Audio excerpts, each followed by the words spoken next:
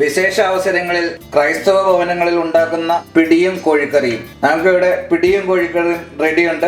അപ്പോൾ നിങ്ങളെല്ലാവരും വരികയാണെങ്കിൽ നമുക്കിപ്പോൾ ഇതെല്ലാം കഴിക്കാവുന്നതാണ്. എല്ലാവർക്കും ക്രൈസ്റ്റ് ഷെഫിന്റെ പുതിയൊരു വീഡിയോയിലേക്ക് സ്വാഗതം. ഞാൻ ബിജു മാത്യൂസ്. എല്ലാവരും സന്തോഷത്തോടെയും സുരക്ഷിതരമായി ഇരിക്കുന്നുവെന്ന് വിശ്വസിക്കട്ടെ. ഇന്ന് ഞാൻ നിങ്ങളെ പരിചയപ്പെടുത്തുന്ന വിഭവം പിടിയും കോഴിക്കറിയും, അച്ചായൻ സ്പെഷ്യൽ പിടിയും കോഴിക്കറിയാണ്. അപ്പോൾ അതെങ്ങനെയാണ് നമുക്ക് പിടിയും കോഴിക്കറിയും ഉണ്ടാക്കുന്നതെന്നുള്ള വീഡിയോ കാണാം. ആദ്യം ഞാൻ നിങ്ങളെ പരിചയപ്പെടുത്തുന്നത് കോഴിക്കറി ഉണ്ടാക്കുന്ന രീതിയാണ്. അത് കഴിയുമ്പോൾ പിടി എങ്ങനെ ഉണ്ടാക്കുന്നതെന്നുള്ള വീഡിയോയും കാണാം. കോഴിക്കറി തയ്യാറാക്കാൻ വേണ്ടിയിട്ട് പാത്രത്തിലേക്ക് നമുക്ക് വെളിച്ചെണ്ണ ഒഴിച്ചു കൊടുക്കാം. വെളിച്ചെണ്ണ ചൂടായി ഇതിലേക്ക് നമുക്ക് ചെറുതായിട്ട് മുറിച്ച് വെച്ചിരിക്കുന്ന വെളുത്തുള്ളി ചേർത്ത് കൊടുക്കാം. അതോടൊപ്പം ചെറുതായിട്ട് കട്ട് ചെയ്ത് വെച്ചിരിക്കുന്ന ഇഞ്ചി ചേർത്ത് കൊടുക്കാം. ഇഞ്ചിയും വെളുത്തുള്ളിയും ചെറുതായിട്ടൊന്ന് വഴറ്റിയെടുക്കാം.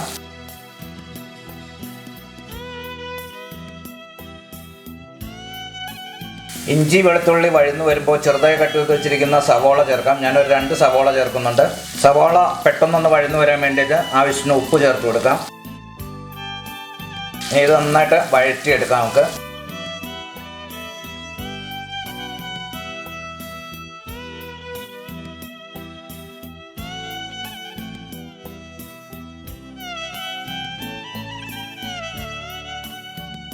ഏകദേശം 4-5 മിനിറ്റ് കഴിഞ്ഞു. സവോള നന്നായിട്ട് വഴന്നു വന്നിട്ടുണ്ട്. നല്ല പെർഫെക്റ്റ് ആയിട്ട് വഴന്നു വരണ്ട, നമ്മളൊരു ചെറിയ രീതിയിലൊന്ന് വെന്ത് വന്നാൽ മതി. അപ്പോൾ ആ ഒരു ഇതിലേക്ക് വന്നിട്ടുണ്ട്. ഇനി നമുക്ക് പൊടികൾ ചേർത്ത് കൊടുക്കാം. നമ്മൾ ചേർക്കുന്നത് 1/4 ടീസ്പൂൺ മഞ്ഞൾപ്പൊടി, 1/2 ടീസ്പൂൺ കുരുമുളക് പൊടി, 1 ടീസ്പൂൺ കാശ്മീരി മുളക് പൊടി, 1/2 ടീസ്പൂൺ മല്ലിപ്പൊടി, 1 ടീസ്പൂൺ ചിക്കൻ മസാല. ഇതിൻ്റെ എല്ലാം പച്ചമണം പോകുന്നവരെ ഒന്ന് ചൂടാക്കി എടുക്കാം. പൊടികളുടെ പച്ചമണം എല്ലാം പോയിട്ടുണ്ട്. ഇതിലേക്ക് നമുക്ക് ചിക്കൻ ചേർത്ത് കൊടുക്കാം. ഞാനൊരു 3/4 കിലോളം ചിക്കനാണ് എടുക്കുന്നത്. അതോടൊപ്പം ചേർക്കുന്നു 2 ചെറിയ കഷ്ണം ഉരുളക്കിഴങ്ങ് ചെറുതായിട്ട് മുറിച്ചത്. ഉരുളക്കിഴങ്ങും ചിക്കനെല്ലാം നമുക്ക് മസാലയൊക്കെ ആയിട്ടൊന്ന് യോജിപ്പിച്ചെടുക്കണം. ചിക്കനെല്ലാം നന്നായിട്ട് മാരിനേറ്റ് ചെയ്തു.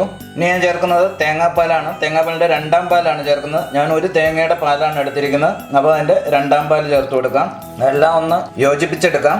നമുക്ക് തീ കൂട്ടി കൊടുക്കണം. ഈ സമയം നമുക്കിത് മൂടി വെച്ച് വേവിച്ചെടുക്കാം. ഏകദേശം 4-5 മിനിറ്റ് കഴിഞ്ഞു. ഗ്രേവിയൊക്കെ നന്നായിട്ട് തിളച്ചു തുടങ്ങി. നമുക്കിതൊന്ന് ഇളക്കിയിട്ട് കൊടുക്കണം. നമുക്കിത് വീണ്ടും മൂടി വെച്ച് വേവിച്ചെടുക്കാം. ഈ സമയത്ത് നമുക്ക് തീ കുറച്ചിടണം. ഏകദേശം ഒരു 10-12 മിനിറ്റ് കഴിഞ്ഞു. ചിക്കനും ഉരുളക്കിഴങ്ങൊക്കെ നന്നായിട്ട് വെന്ത് വന്നിട്ടുണ്ട്. കിഴങ്ങും ചിക്കനും എല്ലാം നന്നായിട്ട് വെന്ത് ഗ്രേവിയിലേക്ക് ഇഴകി ചേർന്ന് വന്നിട്ടുണ്ട്. ഈ സമയത്ത് ഇനി നമുക്ക് 1 ടീസ്പൂൺ ഗരം മസാല ചേർത്ത് കൊടുക്കാം. അതുപോലെ 1 ടീസ്പൂൺ പെരുംജീരകം പൊടിച്ചതും കൂടെ ചേർത്ത് കൊടുക്കാം. ഇപ്പോൾ തന്നെ നല്ലൊരു മണം നമുക്കിവിടെ കിട്ടുന്നുണ്ട്. ആ പെരുംജീരകത്തിൻ്റെയും ഗരം മസാലയും ചിക്കൻ മസാലയും എല്ലാം ചേർന്നതിൻ്റെ ആ ഒരു നല്ലൊരു മണമാണ് നമുക്കിവിടെ കിട്ടിക്കൊണ്ടിരിക്കുന്നത്. ഇനി നമ്മൾ ചേർക്കുന്നത് തേങ്ങാപ്പാലാണ്. 1ാം പാല്, ഒരു തേങ്ങയുടെ 1ാം പാല് നമുക്ക് ഇതിലേക്ക് ചേർത്ത് കൊടുക്കാം.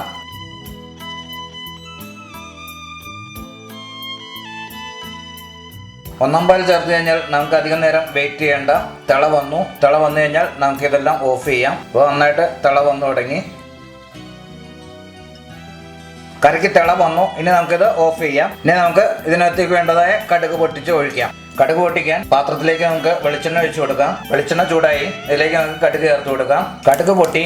ഇനി ചേർക്കാം 3 പച്ചമുളക് കീറിയത്. അതോടൊപ്പം നമുക്ക് ചേർക്കാം കുറച്ച് കറിവേപ്പില. ഇനി നമ്മൾ ചേർക്കുന്നത് 3 വറ്റൽമുളകാണ്. താളിപ്പോടെ റെഡിയാണ്. ഇത് നമുക്ക് കറിയിലേക്ക് ഒഴിച്ചു കൊടുക്കാം. നമ്മുടെ ചിക്കൻ കറിയിലേക്ക് നമുക്ക് താളിപ്പ് ഒഴിച്ചു കൊടുക്കാം.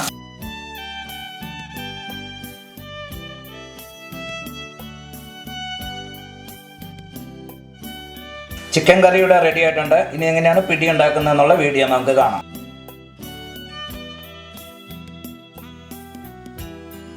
നമുക്കിനി പിടി എങ്ങനെയാണ് ഉണ്ടാക്കുന്നത് നോക്കാം. ചിക്കൻ കറി നമ്മൾ റെഡിയാക്കി വെച്ചല്ലോ. ഇനി നമുക്ക് പിടി എങ്ങനെയാണ് ഉണ്ടാക്കുന്നത് നോക്കാം. ഇത് നമ്മൾ സാധാരണ ഔലോസ് പൊടിക്കൊക്കെ ഉണ്ടാക്കുന്നതിലും അതുപോലെ വറുത്തെടുക്കുന്നതാണ്. ഔലോസ് പൊടിയുടെ അത്രയും പാകത്തിനല്ല. ഇതിനകത്ത് തേങ്ങയും ജീരകവും ഇട്ട് വറുത്തേക്കുന്നതാണ്. അരി പൊടിച്ചിട്ട് അതിനകത്ത് പിടിയുടെ ഭാഗത്തിന് വറുത്തെടുത്തേക്കുന്നതാണ്. നമ്മൾ ഇപ്പോൾ ഈ അരിയെല്ലാം പൊടിക്കുന്നിടത്ത് തന്നെ നമുക്ക് ഇതുപോലെ വറുത്ത് തരും ഒരു പിടിയുടെ ഭാഗത്തെന്ന് പറഞ്ഞു കഴിഞ്ഞാൽ. അപ്പോൾ അതുപോലെ പിടിക്ക് വേണ്ടിയിട്ട് വറുത്ത് വെച്ചേക്കുന്ന അരി വറുത്തതാണ്. ഇതിലേക്ക് ആവശ്യത്തിന് ഉപ്പ് ചേർത്ത് കൊടുക്കാം. 1 ടീസ്പൂൺ ജീരകം അരച്ചത് ചേർക്കാം. നമ്മൾ ഇതിനകത്ത് ഓൾറെഡി ജീരകം ഇട്ട് വറുത്തേക്കുന്നതുകൊണ്ട് കുറച്ച് ജീരകം മതി, അല്ലെങ്കിൽ കുറച്ചധികം ജീരകം, നല്ല ജീരകം നമുക്ക് ചേർത്ത് കൊടുക്കാം. വെളുത്തുള്ളി നല്ലതുപോലെ പേസ്റ്റ് ആക്കിയത് 1 ടീസ്പൂൺ ചേർത്ത് കൊടുക്കാം. ഇനി ആവശ്യത്തിന് വെള്ളം ഒഴിച്ചു കൊടുക്കാം. ഇത് നല്ലപോലെ തിളച്ച നല്ല ചൂടുവെള്ളമാണ്. നല്ല ചൂടുവെള്ളം വേണം നമ്മൾ ഒഴിച്ചു കൊടുക്കാനായിട്ട്. നമുക്ക് കുറച്ച് ചൂടുവെള്ളം ഒഴിച്ചു കൊടുത്ത് ചെറുതായിട്ട് കുഴച്ചെടുക്കാം. അപ്പോൾ ഇത് നല്ലതുപോലെ നമുക്കിത് കുഴച്ചെടുക്കണം. വെള്ളം അല്പാൽപമായിട്ട് വേണം ചേർത്ത് കൊടുക്കാനായിട്ട്.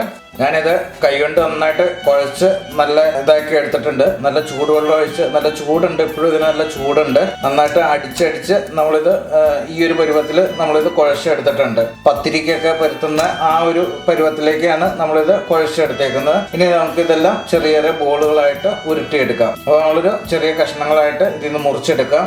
ഇതിനെ ചെറിയ ചെറിയ ഉരുളകളായിട്ട് നമുക്ക് ഉരുട്ടിയെടുക്കണം. അപ്പോൾ നമുക്ക് ചെറിയൊരു ബോൾസ് ആക്കിയിട്ടാണ് നമ്മൾ ഉരുട്ടിയെടുക്കുന്നത്. അപ്പോൾ നമ്മൾ ഈ ഒരു വലുപ്പത്തിലാണ് ബോൾസുകളായിട്ട് കയ്യിലിട്ട് ഇത് റൗണ്ട് ചെയ്ത് ബോളാക്കിയിട്ട് ഉരുട്ടിയെടുക്കുകയാണ് ചെയ്യുന്നത്. അപ്പോൾ നമുക്ക് ഇതെല്ലാം ഇതുപോലെ ഉരുട്ടിയെടുക്കാം. അവിടെ പിടിക്ക് വേണ്ടതായ ബോൾസുകൾ നമുക്ക് ഇതുപോലെ ഉരുട്ടിയെടുക്കാം. അപ്പോൾ ഞാൻ ഇതെല്ലാം ഉരുട്ടിയെടുക്കട്ടെ. അപ്പോൾ ഞാൻ അവസാനത്തെ പിടി അങ്ങനെ ഉരുട്ടി വെച്ചു. ഇനി നമുക്ക് ഇത് പിടിയായിട്ട് വേവിച്ചെടുക്കാം. അപ്പോൾ അതെങ്ങനെയാണെന്ന് നോക്കാം. പാത്രത്തിൽ വെള്ളം ചൂടാവാൻ വെച്ചിട്ടുണ്ടായിരുന്നു. വെള്ളം നന്നായിട്ട് തിളച്ചു തുടങ്ങി.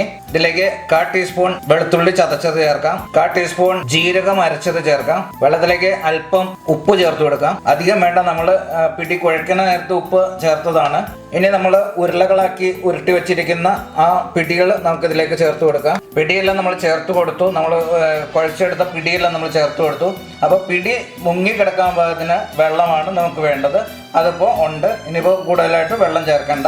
അപ്പോൾ വെള്ളം കുറവാണെങ്കിൽ നല്ല ചൂടുവെള്ളം തന്നെ ചേർത്ത് കൊടുക്കണം. ഇനി ഇത് തിളച്ച് വരുന്നവരെ നമുക്കിതൊന്ന് മൂടി വെച്ച് വേവിച്ചെടുക്കാം. അത് തിള വരുമ്പോൾ അത് മൂടി മാറ്റണം. തിളച്ച് തൂവി പോകാൻ ഇടവരരുത്.